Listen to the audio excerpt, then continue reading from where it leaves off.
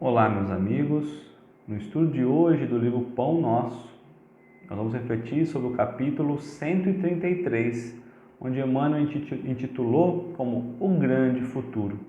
E o trecho que ele nos traz como referência, nós vamos encontrar então no Evangelho de João, capítulo 18, versículo 36. Mas agora o meu reino não é aqui. Eu acho essa fala de Jesus uma das falas mais importantes por dois aspectos. Primeiro, ele nos traz que existe um outro reino. Então, que não é só esse reino, que a vida não é só aqui. Ele traz um segundo aspecto, que as pessoas então que o seguiam, compreendiam a palavra dele, os discípulos ali, iriam querer alcançar esse reino. Então, essa frase de Jesus estimula os verdadeiros discípulos a encontrar esse reino que ele vem falar, que não é aqui. Meu reino não é aqui. Ainda não é aqui, Ele fala.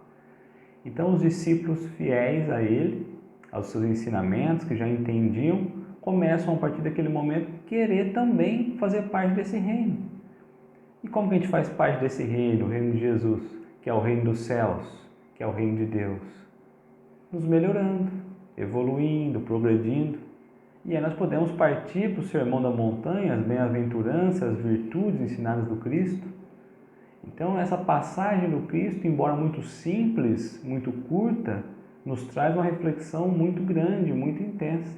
O ensinamento que o Cristo traz nessa passagem é ao mesmo tempo um despertar, mas um consolo de que coisa melhor há de vir, E se nós buscarmos, teremos coisas melhores. E Emmanuel começa: desde os primórdios do cristianismo, observamos aprendizes que se retiram deliberadamente do mundo, alegando que o reino do Senhor não pertence à terra. Ajoelham-se por tempo indeterminado nas casas de adoração e acreditam efetuar na fuga a realização da santidade. Então, desde lá de trás, do início do cristianismo, muitos se isolam da sociedade porque imaginam que a sociedade é contaminada, que as pessoas são impuras e preferem então se isolar, se afastar, a fim de buscar essa santidade. Imaginam que o se isolar é estar evitando estar em contato com as pessoas não puras. É como imaginavam naquela época de Jesus, não é? A beleza exterior esquecia de ver a beleza interior. São as divisões que são criadas. E hoje muitos estimulam a fuga dos grandes centros para lugares afastados e retiros, a fim de que não tenhamos contato com outras pessoas, como se isso fosse fazer despertar a nossa consciência. A partir disso, nós pudéssemos descobrir a essência do Cristo. Ele que a todo momento se encontrava no meio de todos, da multidão. Quando ele se afastava, muitas vezes, era apenas para conversar com o Pai. Mas ele voltava na sociedade, ele voltava no meio dos outros. E aonde ele estava? No meio dos pecadores. Porque ele acreditava que ele poderia ser a mudança, como de fato é e foi. E assim devemos ser nós. Não nos isolarmos, pelo contrário, estarmos no meio daqueles que nós achamos pecadores, a fim de sermos os exemplos. E os exemplos possam ir mudando essas pessoas, esses conceitos, não é? Muitos cruzam os braços à frente dos serviços de regeneração e, quando interrogados, expressam revolta pelos quadros chocantes que a existência terrena lhe oferece, reportando-se ao Cristo diante de Pilatos, quando o Mestre asseverou que o seu reino ainda não se instalara nos círculos da luta humana.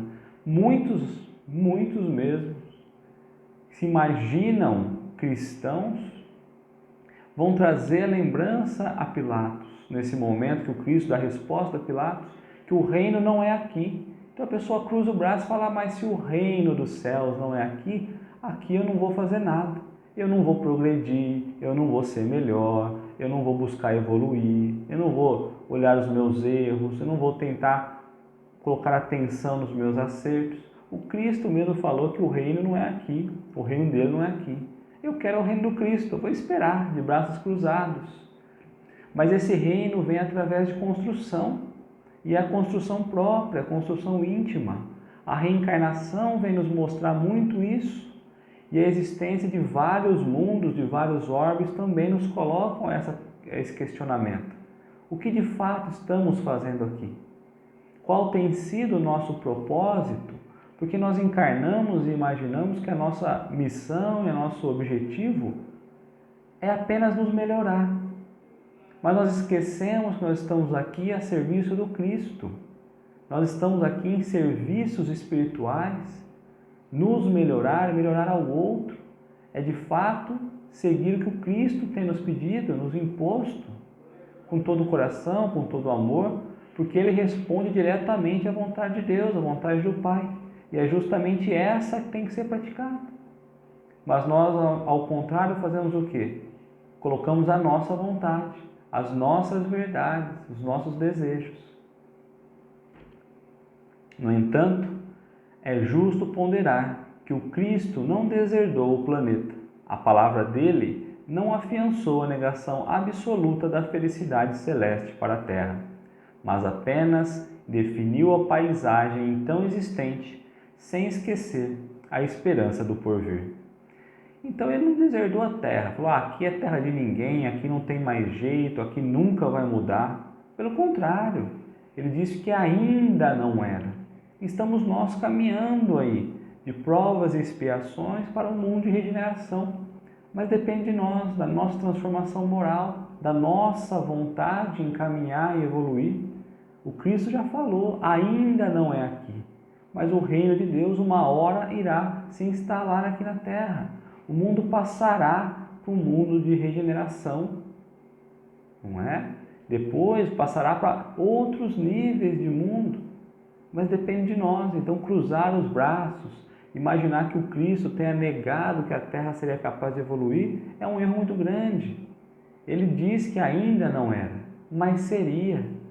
Se nós assim pensamos que não vai ser, que a Terra está tudo acabado, só tragédia, nós estamos negando o amor do Pai, a justiça divina, os ensinamentos do próprio Cristo, de amor e caridade, de justiça, de pureza de coração.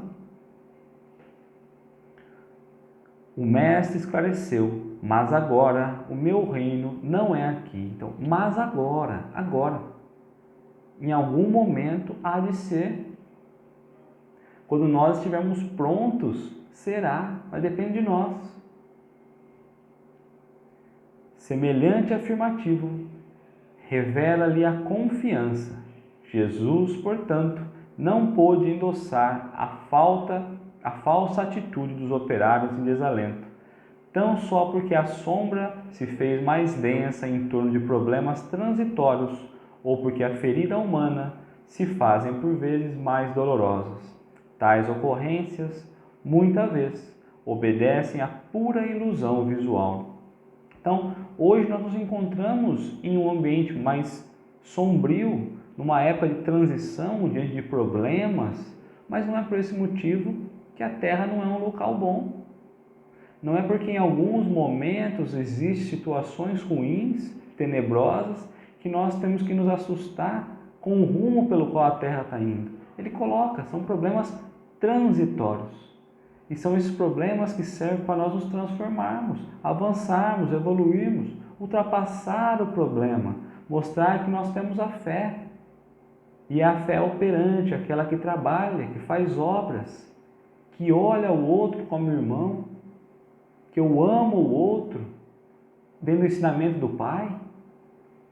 É justamente isso que ele vem trazer. Os problemas de hoje são transitórios, depende de como vocês encaram.